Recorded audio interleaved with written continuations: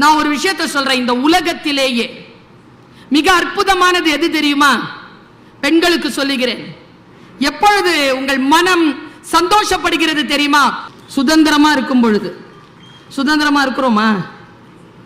March 8 வரப்போகுது. அன்னைக்கு போட்டி நடத்துவாங்க பாருங்க, சூப்பர். கோல போட்டி, பேச்சு போட்டி, டான்ஸ் போட்டி, சமையல் போட்டி. இப்ப எல்லாருக்கும் போட்டி வைக்கிறீங்கல்ல, நம்மில் எத்தனை பேருக்கு தெரியும் மார்ச் 8 என்பது 1882 ஆண்டு பஞ்சாலைகளில் பெண்கள் ஆண்களுக்கும் பெண்களுக்கும் சமமாக ஊதியம் கிடைக்க வேண்டும் என்பதற்காக உள்ளிருப்பு போராட்டம் நடத்தி 75 பேருக்கு மேல் கருகி செத்து போய் தன்னுடைய ஊதியத்தை ஆண்களுக்கு நிகராக பெற்றுக்கொண்ட அந்த நாளினுடைய நினைவாக 1910 ஆண்டு நியூயார்க்கில் நடந்த மாநாட்டில் மிகப்பெரிய தீர்மானம் ஒன்று நிறைவேற்றப்பட்டது. அதை நாம் நினைவு கூறுகின்ற தினம்தான் மார்ச் 8 நம்மில் எத்தனை பேருக்கு தெரியும்? இல்லனா நம்ம அழகி போட்டி நடத்துவோமா? எனக்கு புரியவே இல்லைங்க, அழகி போட்டி ஏன் நடத்துறாங்கன்னு. எங்க போற வர பொம்பளை பிள்ளைய கிண்டல் பண்றவங்களுக்கு என்னங்க பேர் இந்த ஊர்ல? மார்க் போடுவாங்க தெரியுமா? இது 30 பாஸ், இல்ல ஃபெயில். இது 50, இது 70. அப்படி மார்க் போடுற பசங்களுக்கு என்னங்க பேரு?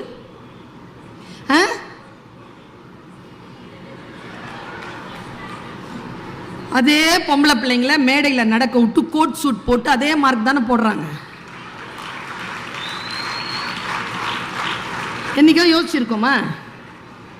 பெண்ணே, நீ அழகா இருக்கிறாய் என்கின்ற உரிமையை வேறு எந்த ஆண்மகனுக்கும் தராது, அது உன் சுயமரியாதைக்குரிய விஷயம் என்று சொன்ன சுவாமி விவேகானந்தரின் உரையை மனதிலே தாங்குகின்ற பெண்களுக்கு அழகு என்பது எவ்வளவு பெரிய சுயமரியாதையான விஷயம்.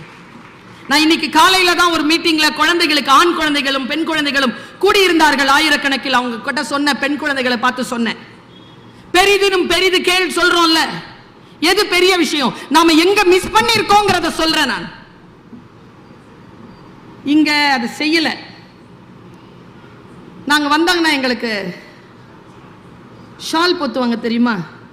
ஏயா போத்துறாங்க?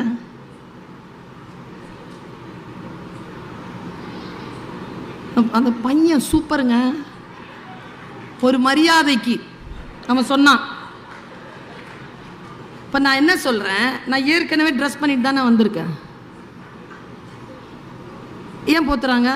அப்போ உடையை உடலிலே போர்த்துவது மரியாதை, உடையால் உடலை மறைப்பது மரியாதை. அவ்வளவுதான் சொல்ல முடியும். நமக்கு புரியணுமா இல்லையா? ஆண் குழந்தைகளிடத்தில் சொன்னேன், பெண் குழந்தைகளிடத்தில் சொன்னேன், கண்ணியமாக உடை உடுத்தி கண்ணியமாக பேசக்கூடிய, தன் அழகை சபைப்படுத்தாத, தனக்கானவற்றாக ஆரோக்கியமாக இருக்கக்கூடிய பெண்களின் மீதுதான் ஆண்களுக்கு மரியாதை வருமே தவிர ஆபாசமாக இருக்கக்கூடிய பெண்களின் மீது ஒருபோதும் ஆண்களுக்கு மரியாதை வருவதில்லை என்பதனை பெண் குழந்தைகளே புரிந்து கொள்ளுங்கள் என்று சொன்னேன். இது பெரிய விஷயங்க. எனக்கு தெரிஞ்சுங்க, ஒரு மலையாள பெண் வயதானவ, நேர்ல நான் பார்த்த விஷயத்தை சொல்றேன். ஒரு 17-18 வயசு பையன் ஆக்சிடென்ட் ஆயிட்டாங்க. இது கதை இல்ல, யாரோ எழுதிய கதையை நான் சொல்லல, நான் பார்த்த உயிருடன் இருந்த ஒரு பெண்ணிற்கான சாட்சியத்தை நான் சொல்றேன். அந்த பெண்ணுக்கு ஒரு 70 வயசு இருக்கும், 68-70 இருக்கும். காதுல ஒரு சின்ன தங்க கம்மல் போட்டு வெள்ளை ட்ரெஸ் போட்டிருக்காங்க. ஒரு ஆக்சிடென்ட் அம்பத்தூர்ல நடக்குது. அந்த அம்மா என்ன தெரியுமா அங்க பண்ணுச்சு? நான் 2 வீலர்ல போறேன், நிறுத்தி நான் ஓடுறேன். அந்த அம்மா எந்த மோனேன்னு போய் அந்த அந்த குழந்தை கிட்ட போயிருச்சுங்க. போய் அப்படி தூக்கி மடியில உட்கார வச்சுக்கிட்டு ஆம்புலன்ஸ் ஆம்புலன்ஸ் சொல்லுது. டக்குன்னு போன் போட்டோம், ஆம்புலன்ஸ் வந்தது, போய் ஏறி உட்காந்து போயிட்டோம். போயிட்டு அந்த பையனை உள்ள அனுப்பிட்டாங்க. உள்ள அனுப்பிட்டோம், நாங்கெல்லாம் போயிட்டோம். என்ன நடந்ததுன்னு பின்னால விசாரிச்சதுல ஒரு பேருண்மையை சொல்றேன் நான், என்ன நடந்ததுன்னு. அந்த அம்மா வாசல்லே உட்கார்ந்து இருக்குது. உள்ள அனுப்பிட்டு, அந்த அம்மா யாருன்னு எனக்கு தெரியாது, குழந்தைக்கு யாருன்னு எனக்கு தெரியாது. உள்ள அனுப்பிட்டு வாசல்லே உட்கார்ந்து இருக்கு. அப்போ ஒரு நர்ஸ் ஒரு ஸ்லிப்பை கொண்டாந்து கொடுத்தது, இந்த மருந்தை சீக்கிரம் வாங்கிட்டு வாங்கன்னு இருக்கு. நேரா போய் வெளியில இருக்கிற மருந்து கடையில காட்டி, கொஞ்சம் மருந்து கொடுங்க, சீக்கிரம் கொடுங்க, நான் காசு அப்புறமா தரேன், இப்ப காசு இல்லை. அந்த கடைக்காரர் இருக்குல்ல, காசு இல்லாமலாம் மருந்து கொடுக்க முடியாதுமா. அந்த அம்மா என்ன தெரியும் பண்ணிச்சு, காது கடுக்கனை கழட்டி, இதை வச்சுக்கோ, மருந்து கொடு, நான் காசு கொடுத்து இதை வாங்கிக்கிறேன். நேரா உள்ள போய் கொடுத்துச்சு. ஆபரேஷன் முடிஞ்சது, பையனுக்கு தலையில அடி, ஆபரேஷன் முடிஞ்சது. அந்த பையனை ஜெனரல் வார்டுக்கு ஷிஃப்ட் பண்ணும் பொழுது ஒரு ஆள் கடகடன்னு ஓடி வரான். ஐயோயோ என் பையன் விழுந்துட்டானாமேன்ட்டு. அவன் யாருன்னா மருந்து கிடக்காரன். இந்த அம்மா யாரும் கிடையாது, வழிபோக்கரா போன ஒரு பெண். இது யாரும் கிடையாது. யாருங்க பெரியவங்க? எந்த நேரத்தில் அந்த மனம் மலர்கிறது? எந்த நேரத்தில் நாம் மிகப்பெரிய விஷயத்தை யோசிக்கிறோம்? இந்த உலகத்திலே ஆக சிறந்தது சுதந்திரம்னு நான் சொன்னேன்ல, இந்த மகளிர் தினத்துக்காக சொன்னேன்ல. பெண்கள், உங்ககிட்ட எல்லார்கிட்டையும் நான் ஒரு வார்த்தையை விதைத்து விட்டு போகிறேன். செய்ய விரும்புவதை செய்வது மட்டுமல்ல சுதந்திரம், செய்ய விரும்பாததை செய்யாமல் இருப்பதும் சுதந்திரம் தான். செய்ய விரும்பாததை செய்யாதீர்கள், ஒருபோதும் செய்யாதீர்கள். அப்படி செய்யாமல் இருப்பதற்கான உரிமையை நாம் பெற வேண்டும் என்றால் மிகப்பெரிய விஷயம் இது. இது கையில வரணும்னா கல்வி மட்டும்தான், கல்வி மட்டும்தான்.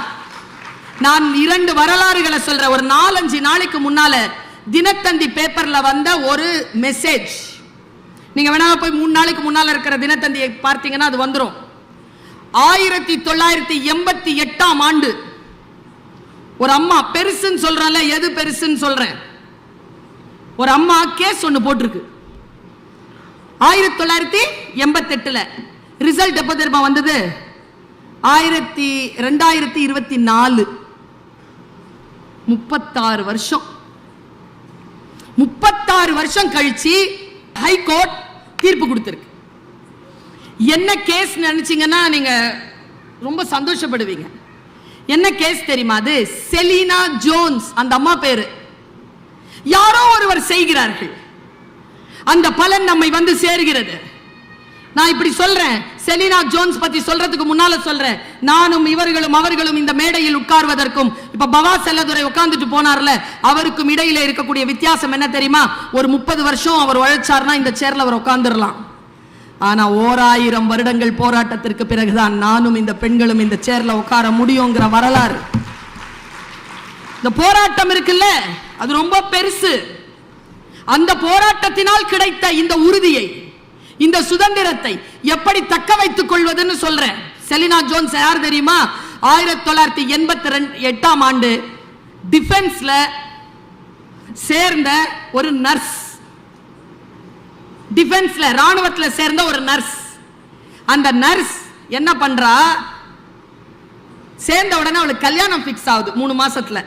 பிரிகேடியர் கிட்ட காட்டுறா கல்யாண அழைப்பிதழ. பிரிகேடியர் பார்த்தாரு, சூப்பர், போயிட்டு வானாரு. போகிறதுக்கு முன்னாலேயே, அவ போய் ஊர்ல இறங்குறதுக்கு முன்னால அவளுடைய டெர்மினேஷன் ஆர்டர் வந்துருச்சு. நர்சஸ் கல்யாணம் பண்ணிக்கிட்டா ராணுவத்துல இருக்க முடியாது. அந்த அம்மா என்ன தெரியுமா பண்ணுச்சு? உடனே கேஸ் புக் பண்ணிருச்சுங்க. அந்த கேஸ் நடந்து 36 வருஷத்துக்கு அப்புறமா தீர்ப்பு வந்திருக்குது. இனி ஒரு பெண்ணினுடைய வேலைக்கும் அவள் செய்து கொள்ளுகின்ற திருமணத்திற்கும் தொடர்பு இல்லை. இந்த 36 வருடங்கள் அவள் வேலை இல்லாமல் இருந்ததற்காக 60 லட்சம் ரூபாயை ஒரே பேமெண்டாக அவர்களுக்கு இந்த டிஃபென்ஸ் தந்துரணும். நான் எங்க தெரியுமா நிக்கிறேன்? அவள் பெற்று தந்திருக்கிறாள் ஒரு வார்த்தையை நமக்கு. ஆனா அந்த பெண்ணை பற்றி நான் யோசிக்கிறேன். 36 வருஷமா அவள் போராட்டம் இருக்குல்ல, அது ரொம்ப பெருசுங்க. கிடைத்த பரிசை விட பெருசு அவளுடைய போராட்டம். இப்ப இந்த வயசுல அந்த 60 லட்சம் ரூபாய் வச்சுட்டு அவ என்னங்க பண்ண முடியும்? ஒரு ஐஸ்கிரீம் வாங்கி சாப்பிட முடியுமா? எல்லாம் கூட இருக்கிறவங்க சாப்பிட்டு போவாங்க.